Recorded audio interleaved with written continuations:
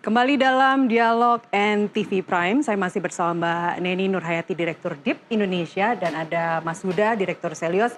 Kalau bicara target, tadi kita udah banyak bicara tentang target, IKN yang belum kita bicarakan.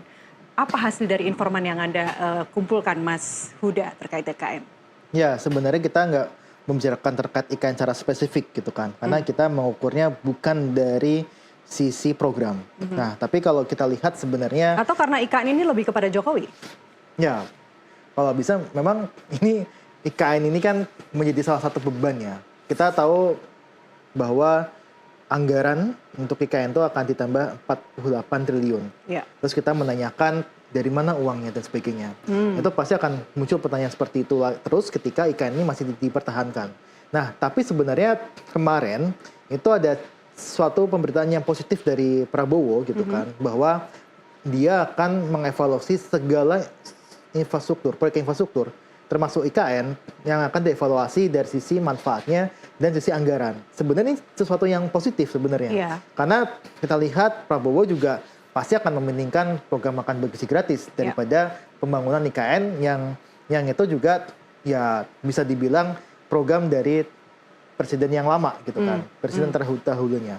Nah, ini yang saya lihat sebenarnya dari sisi IKN sendiri, kita melihat masih banyak cita-cita negatif di situ dan kita tidak capture di survei kita. Oke. Ada tercapture nggak di surveinya LSN atau yang dirangkum dari DIP? Dari DIP sebetulnya dari perbincangan sosial media ataupun kemudian dari survei berdasarkan kuesioner-kuesioner memang tidak ada yang spesifik menyampaikan berkaitan dengan IKN gitu ya. Tapi kan perlu juga kita mempertanyakan IKN ini mau dibawa kemana. Artinya seperti apa komitmen Pak Prabowo juga terhadap IKN, kita juga tunggu begitu ya. Karena tadi Mas sudah sampaikan bahwa IKN ini ya memang legasinya Pak Jokowi. Tapi kan jangan lupa juga bahwa hari ini kalau kita melihat berbagai polemik dan dinamika, bahwa masih ada intervensi dari rezim sebelumnya terhadap Pak Prabowo gitu ya. Masih ikutlah cawe-cawe gitu ya. Nah, artinya kan bagaimana kemudian program IKN ini akan dibawa kemana, menurut saya Pak Prabowo harus tegas aja memperhitungkan berbagai program-program yang menurut Pak Prabowo itu adalah prioritas yang harus ditunaikan ya, karena janji-janji kampanye itu kan jangan hanya sampai omon-omon aja ya, bukan hanya sebagai wacana tapi juga itu harus menjadi implementasi yang nyata. Tapi kan bagaimana misalnya dengan pembangunan IKN yang sudah sedemikian mewah ya, di situ ada juga bandara yang itu juga tidak menghabiskan anggaran yang tidak sedikit juga gitu. Karena beberapa misalnya saya pernah berdiskusi juga dengan para tokoh gitu ya berkaitan dengan hal ini, berkaitan dengan keberlangsungan IKN ini. Ya memang akan ada banyak implikasi negatif juga gitu. Tapi kan lagi-lagi sekarang kuncinya ada di Pak Prabowo, dan sekarang sebetulnya yang kita soroti juga adalah keberfungsian pemerintahan hari ini. Gitu ya. Keberfungsian pemerintahan, bagaimana dalam setiap kebijakan, termasuk juga IKN mau dibawa kemana, itu harus ada meaningful participation. Ya namanya juga sebuah negara demokrasi gitu ya, tanpa ada partisipasi publik, kajian-kajian ilmiah yang dilakukan oleh teman-teman masyarakat sipil gitu ya, itu menjadi salah satu hal bagaimana Pak Prabowo juga menjaga nilai-nilai demokrasi itu sendiri. Ini Mbak Neni sekaligus menjawab pertanyaan atau menjawab diskusi kita hari ini, evaluasi 100 hari pemerintahan Prabowo Gibran. Kalau dari Mas Huda, evaluasinya apa?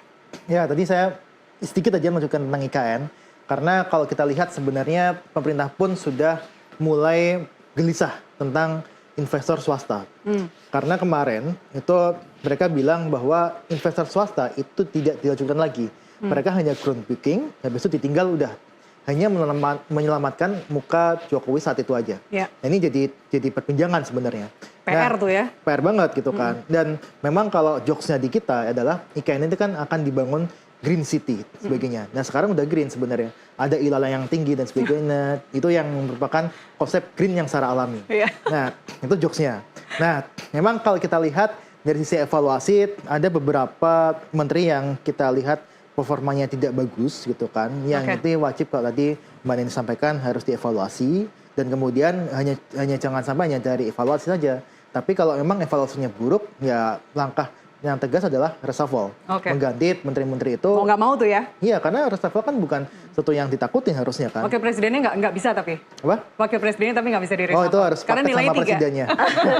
Oke, terakhir. Saya minta singkat saja expert judgment dari Mbak Neni dan Mas Huda. Apa yang paling memuaskan dari 100 hari ini? Singkat saja. Iya, tadi sebetulnya terlepas dari surveinya Mas Huda ya, Oke. saya tentu mengapresiasi 100 hari kinerja pemerintahan Prabowo Gibran yang 80%, kemudian dari lembaga survei nasional 88%, 87%, itu jangan sampai jumawa Oke. gitu ya. Dan perlu ada evaluasi secara komprehensif.